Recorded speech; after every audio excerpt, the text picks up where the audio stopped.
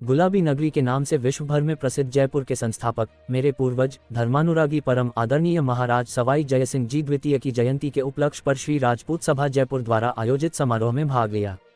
इस अवसर पर राजस्थान के विभिन्न क्षेत्रों से पधारे समाज के गणमान्य बंधुओं, माताओं, बहनों और समाज के युवाओं को संबोधित कर एक सभ्य समाज के रूप में समृद्ध एवं विकसित राजस्थान के निर्माण में अपना अमूल्य योगदान देने हेतु आह्वान किया और साथ विभिन्न क्षेत्रों में उत्कृष्ट कार्य कर रही प्रतिभाओं को सम्मानित किया। कार्यक्रम में बड़ पिपली धाम के महाराज श्री पद्मेंद्र नाथ जी, श्री राजपूत सभा जयपुर के अध्यक्ष श्री राम सिंह जी चंदलाई, पूर्व नेता प्रतिपक्ष श्री राजेंद्र जी राठौड़, जयपुर ग्रामीण सांसद श्री राव राजेंद्र सिंह जी, पूर्व मंत्री श्री प्रताप सिंह जी खाचरियावास, विधायक श्री देवी सिंह जी शेखावत, श्री रविंद्र सिंह जी भाटी, समाजसेवी श्री महावीर सिंह जी सरवड़ी, भाजपा प्रदेश महामंत्री श्री श्रवण सिंह जी बगड़ी, राजपूत सभा के समस्त पदाधिकारीगण, मातृशक्ति एवं युवा शक्ति उपस्थिति रही। जयंती और मुझे लगता है कि हम इस तरह के आयोजन, ऐसे समारोह हम सब मिलकर अगर करेंगे तो राजपूत समाज के बारे में बहुत सारी जो ऐसी बातें हैं जो इतिहास में भी है, क्योंकि एक बात पे ध्यान आज यहाँ पर आकर्षित करना चाहूँ। वैसे तो हम सभी जानते हैं हमारे पूर्वज सवाई जयसिंह जी का जो योगदान था जयपुर बसाने में, जयपुर को एक विश्व विख्यात शहर बनाने में। आज जो जयपुर की पहचान है पूरे विश्व में, वो सिर्फ और सिर्फ सवाई जयसिंह जी की प्रयत्नों की वजह से, उस समय जो उनका विजन था उसकी वजह से आज हम लोग जयपुर को जो पूरे विश्व में पहचान मिली है, वो इसलिए हम सबको गर्व है कि हम सब उनके पूर्वज हैं, उनसे हमको बहुत प्रेरणा मिलती। तो मैं जो बात कह रही थी कि एक बात है जो मुझे आज यहाँ कहना है, क्योंकि मैं बहुत लंबा चौड़ा भाषण नहीं दूंगी। मुझे लगता है हम सब जानते हैं कि सवाई जयसिंह जी ने जो कुछ जयपुर के लिए किया, राजस्थान के लिए किया, और न केवल राजस्थान के लिए, जो उनका कॉन्ट्रीब्यूशन भारत के लिए था उस समय, उसको हम भूल नहीं सकते। हाँ, लेकिन इतिहास में जितनी चर्चा होनी चाहिए, जो इतिहास के तथ्य हैं, जो फैक्ट्स हैं, उनके बारे में प्रचार प्रसार सही होना चाहिए, वहाँ कुछ कमी रह गई। तो मैं आज आप सबसे भी निवेदन करूंगी कि हम सब मिलकर जयपुर का जो इतिहास,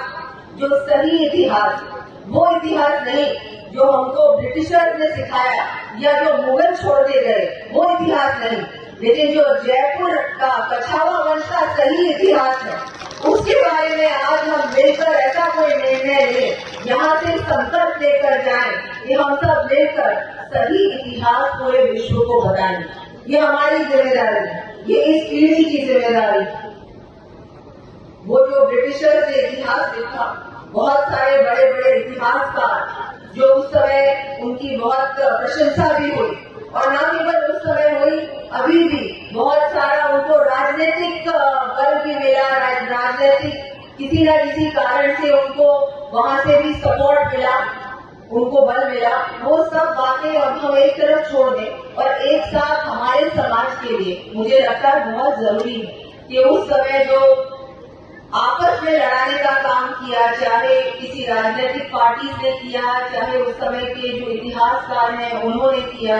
मारवाड़ को मेवाड़ से लड़ाना, मेवाड़ को ढूंढाड़ से लड़ाना, ये सब जो भ्रांतियां फैलाई और सच्चाई छुपाई गई, उसको दूर करने का हम सब मिलकर प्रयास करें। आज इस समारोह से हम ये संकल्प लेते जाए, क्योंकि आज हम सब यहाँ एकत्रित हुए हैं, क्यों हुए हैं?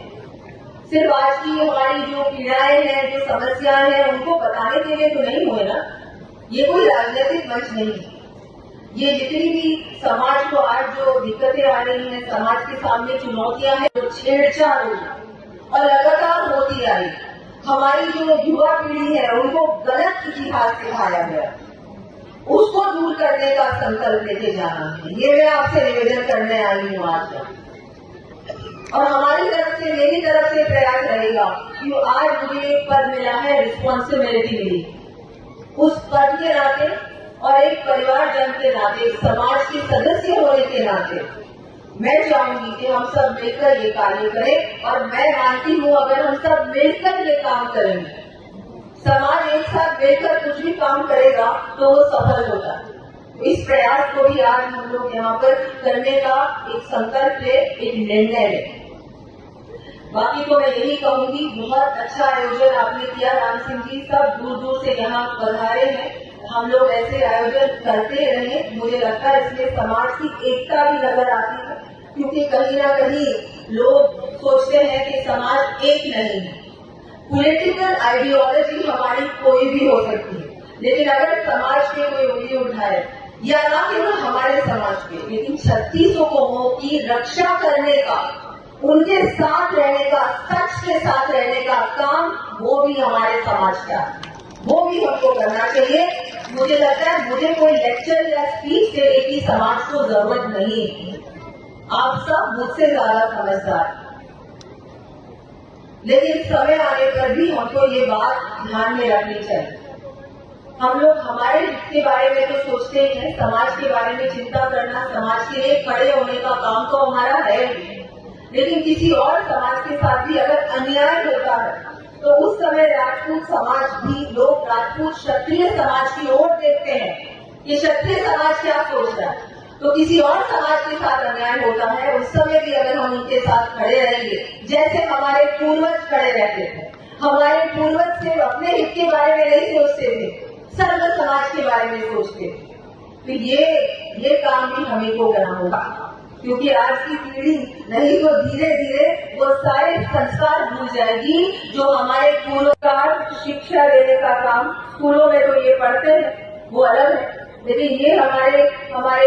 ये जितने भी हमारे इतिहास है, हमारे महापुरुष हैं, उनका क्या योगदान रहा। हमारे समाज में इतने बड़े बड़े पुरुष हैं, हमारे वीर हैं, वीरांगनाएं हैं, उनके बारे में उन्होंने अपने प्राणों का त्याग दिया, बलिदान दिया, किसके लिए? मातृशक्ति के लिए, अपने लिए नहीं। तो ये सब कुछ भी हमारी नई पीढ़ी को सिखाने का काम भी मातृशक्ति का बहुत बड़ा है, उनका बहुत बड़ा